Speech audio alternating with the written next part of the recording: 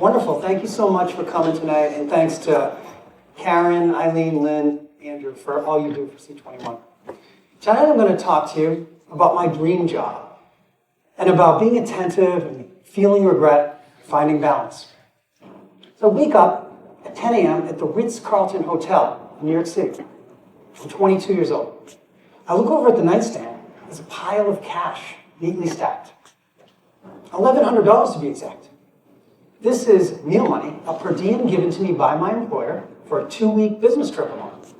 But I'm not going to need much of that meal money because last night, for example, I was out at a restaurant with a friend in the city. From across the room, a work colleague waves, gives me a sign, picks up the check, pays for our steak and beer. Happens all the time. So in my room at the Ritz, and plush couch, and looking over at Central Park on the computer for an hour or so until it's time to go. I grab a cab, ask the driver to take me to Yankee Stadium. But I'm not going to enjoy the game as a fan. I'm going to work. I flash my badge to the attendant, gets me into any Major League stadium at any time, and I weave through the catacombs into the belly of the stadium, arriving at the visiting locker room, occupied by my employer, Boston Red Sox. It's 7 hours before game time, so there's only a few of us there. I wave to the trainer and the clubhouse manager, walk past the free snack spread and grab a coffee, cookies, and Sour Patch Kids, and head to the far back corner where there's a pile of cases containing gear waiting for me to set up and get back to work. Soon the locker room is abuzz and activity as reporters troll about trying to extract that soundbite from reluctant players initiating their pregame routine. About half an hour before game time, the manager comes in, reporters are shuttled out, and he motions to me to begin the team meeting. My job title is Computer Video Analyst. I was an English major, made that up. And my job function is to find nuggets of information that we can use to gain a competitive advantage.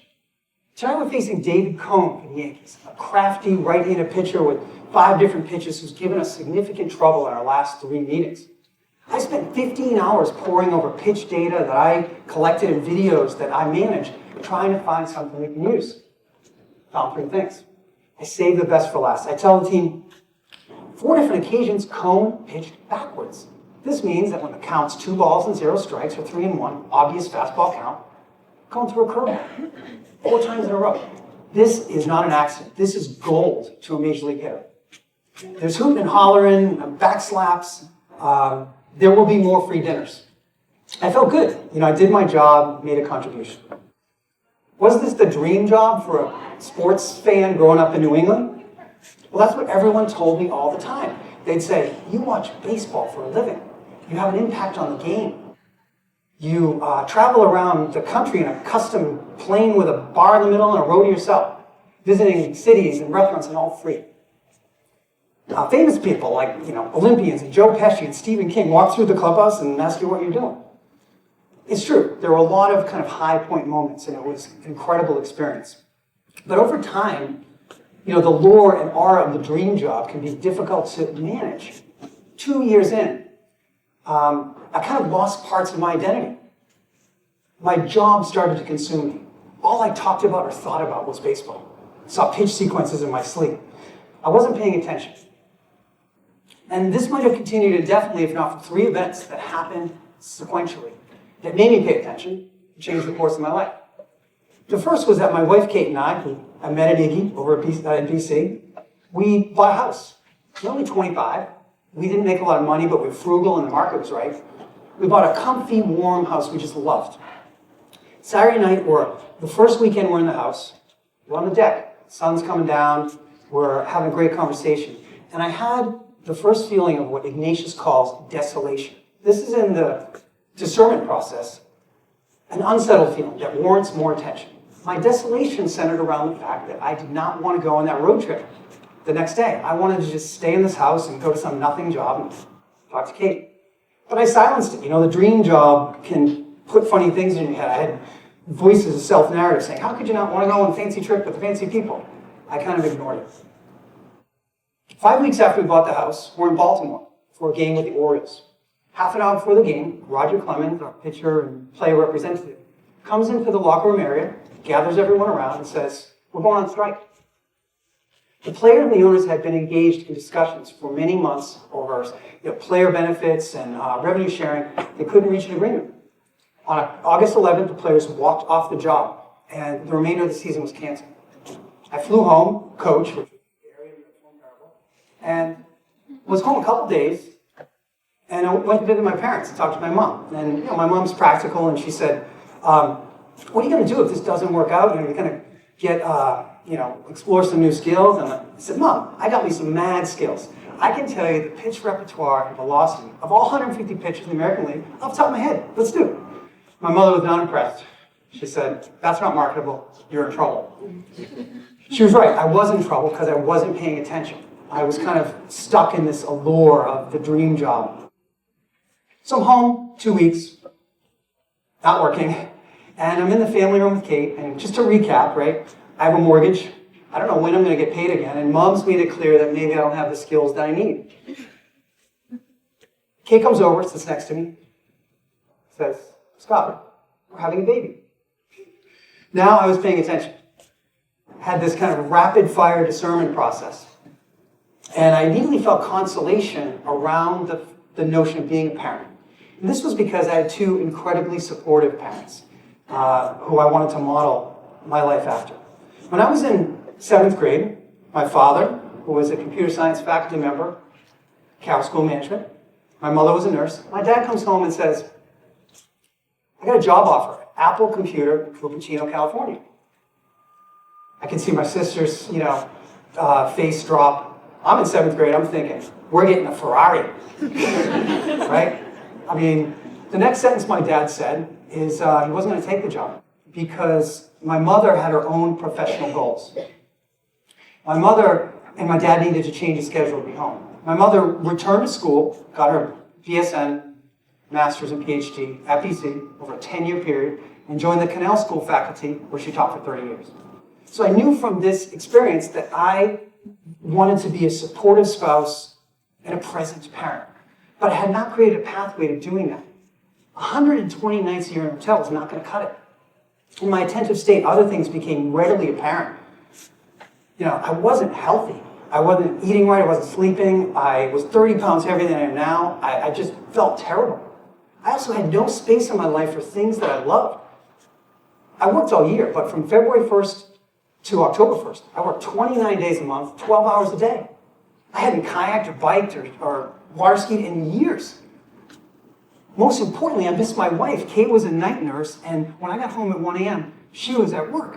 When she got home, I was asleep. When I left for work, she was asleep. It was a disaster. But both of us were kind of entranced by this aura, proximity to fame, the free tickets, this lifestyle. So after this 10-second pause, I said to Kate, I have to leave this job. Okay, she said. 8 months later, I started a new job. Just a few weeks before my daughter was born. I resigned from the Red Sox and took a job, had a 90-minute commute each way into the city. The work was pretty boring. I was grateful for the job, but the work was boring. I didn't get meal money, and no one ever bought me lunch. Famous people never walked through the halls, not even once. But I was home every night, read a story to Allie, put her to bed. I could have dinner, I had weekends to recharge, explore other parts of my identity, give back to others. I was very, very happy. Now, as it turns out, Mom, my baseball skills were useful, if not marketable, because I became an exceptional rec league, softball, and baseball coach. And I paid attention every minute. So, what if there's no such thing as the dream job? What if there's only the job that's best for you at this stage in your life? You may need a deep dive in accounting or a rotational program to kind of see what sticks. 7-10 years in, you may need to take a pay cut to care for someone in your life or to go to a company whose mission you're attracted to. Continue to grow in your career, and if your job doesn't grow with you, have the courage to move on. So what happened next? Well, things got real hard real fast.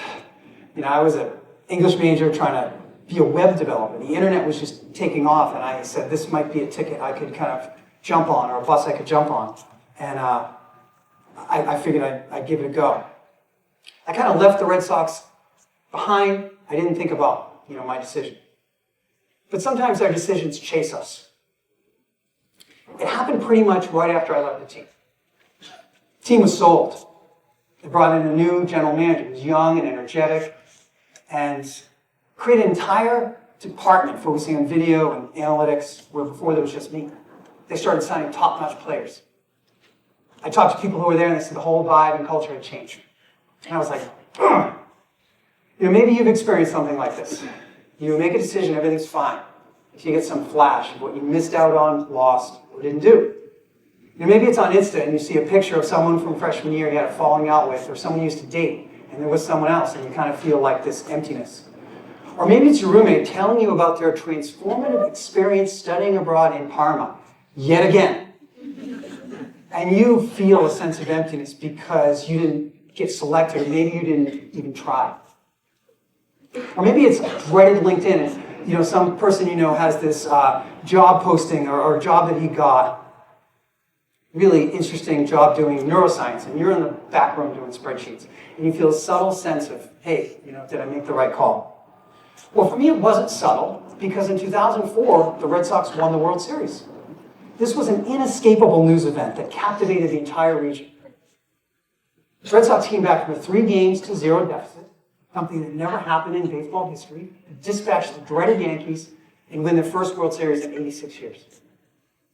As a fan, I was happy, but as a former insider and contributor, I felt left behind. I didn't have those experiences. I didn't, have that impact. But wait, there's more. See, because in baseball, like all professional sports, the league office allocates a pot of money that goes to the team that wins the championship. In baseball, this is called a World Series share.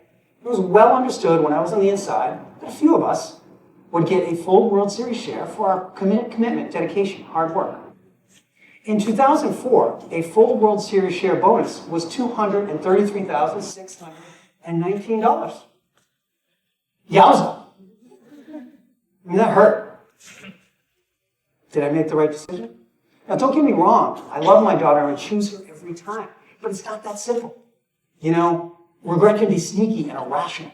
There's self-talk. Couldn't you have made it work? People have kids and travel, essentially cobbling together the best parts of 2 separate paths. To what end? Just to make myself miserable.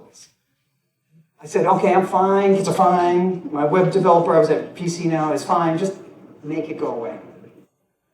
But then in 2007, it happened again. The Red Sox won the World Series. And the bonus was $308,235. Did I make the right decision? Economists call this opportunity cost. And this was getting expensive. A shiny cash bonus is a tangible sign of what I missed out on. But when I reflected on my life and the path I was on, that actually made me feel worse. I saw someone who was a little distant at home, not totally engaged at work, and not using my free time and inspired. Man, I was kind of stuck. Tried some big things, an MBA, a marathon, didn't finish the MBA, barely finished the marathon. I was trying to replicate this high point moment and try to do something big, and I just couldn't seem to get out of it. Life has peaks and valleys, and this was definitely a valley that I was in for a while. And then in 2013, it happened again. The Red Sox won the World Series, and the bonus was $307,322. In 2004, I ignored it. 2007, I wallowed. I needed to take action. I journal a lot, and I remember writing this in my journal. Stop asking yourself, did I make the right decision? Instead, make that decision right. Small shift in the order of words, but a seismic shift in meaning. One is in the past and rumination, the other is firmly rooted in the present and taking action. I needed to make that decision right by optimizing the opportunities in front of me. What was on this path, things that I could do now, and be grateful for them. This was, I tried big things, so I knew I had to start small. I took a class in Lynch School, just a single class, not even in a program. I started doing the exam. I joined a mentoring program on campus, helping first and second year students. Not going to change the world, change a little part of my world. Started connecting with people like in C21, working with them, having coffee. Started swimming at the Plex, just trying to do things I could do on this path.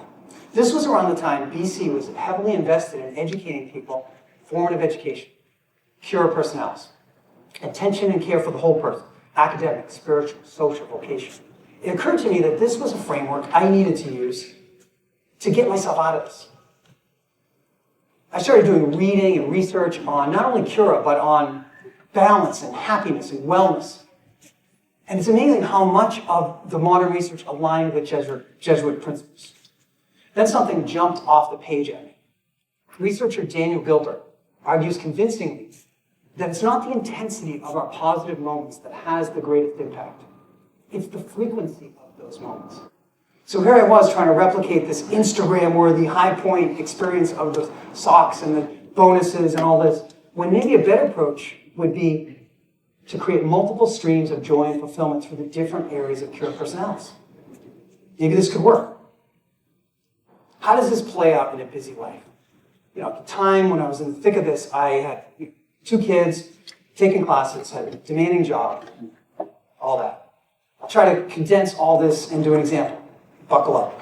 It had to start with my identity, right? I'm more than my job title, my salary, my GPA. I'm a complex person with multiple identities. I'm a son and a Catholic and a athlete and a photographer. I had to kind of elevate and celebrate these different identities and make time for them in my life.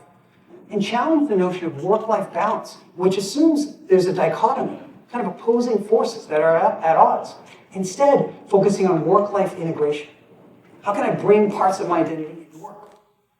Well, this can only happen with a supportive and strategic manager, which I had at the time and still do, and Jack Dunn, who can provide clear priorities. In this case, Jack provided one: redesign and rebuild all of BC's 8 school websites.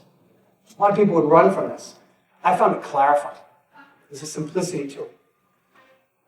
Given that priority, I had to be efficient, build a collaborative team. To be efficient, I had to unshackle myself from my email inbox where other people's priorities just insert themselves into my day. Eliminate so many needless meetings. Have difficult conversations about what wasn't going to get done. And build out time and blocks where me and my team could do deep work. 3-4 hours. We can kind of flex those focus muscles and that are shredded by distraction and really hold ourselves accountable. But we're not robots, right? So 3 or 4 hours of deep work. We got to recharge, renew. For me, this could take the shape of a 20-minute check-in with a student that I'm mentoring, or having coffee with someone on campus, or going to the Plex, because our mental firepower is directly enhanced by a physical regimen. Lots of research on this. You come back energized, more productive. I could do the exam in the day, or meet someone and build a connection that would save 20 emails. This worked for me.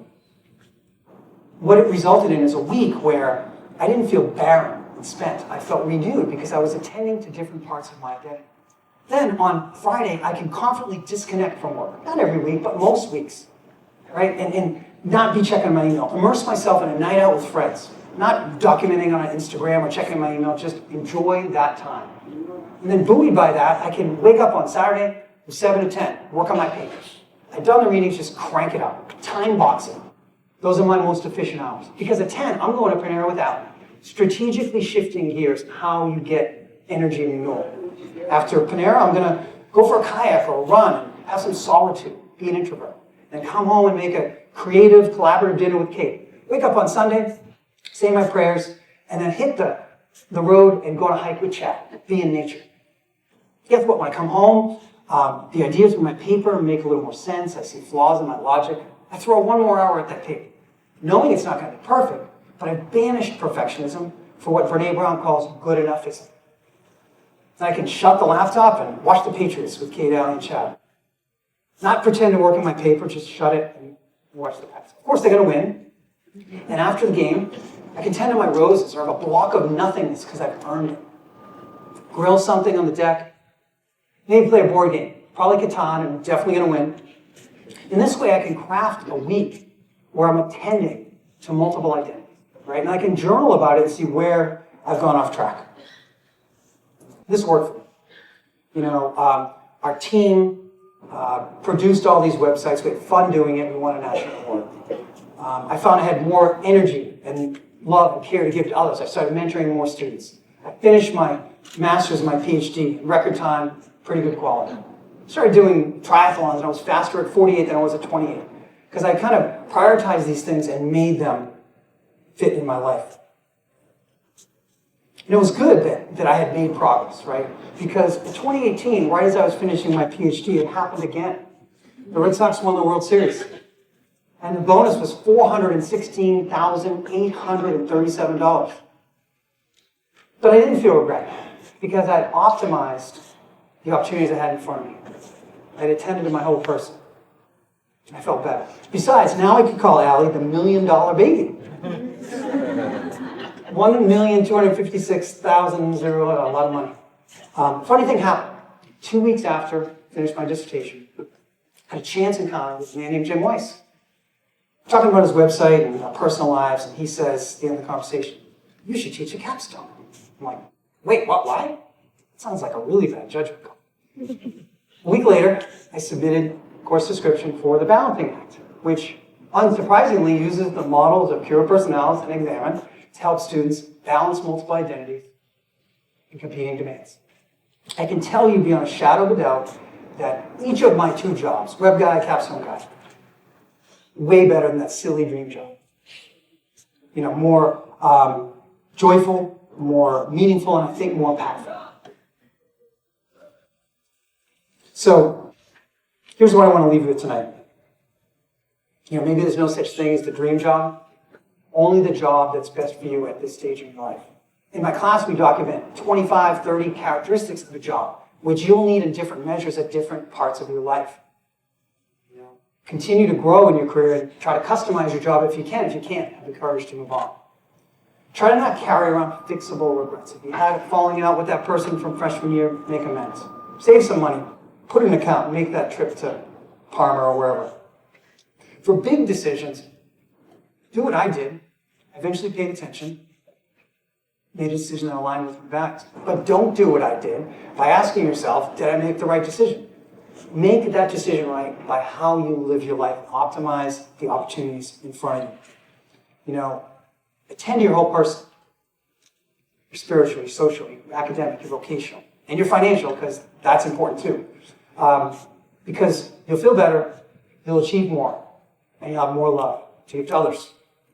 Thank you very much.